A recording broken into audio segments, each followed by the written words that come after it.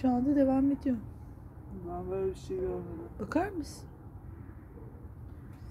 Resmen temizliyor. Evet. Bu da sesini çıkarmıyor. Hiç bekliyor. Bak. Acaba kendi vücuduyla ki onun vücudunu mu karıştırıyor? Yok sanmıyorum. Hop. Sakin köpeksin sen ya. Ya sen köpeksin. Bu da temiz hayvan ama. Çok. Marduk. Çok. Kapatayım mı? Yeter mi?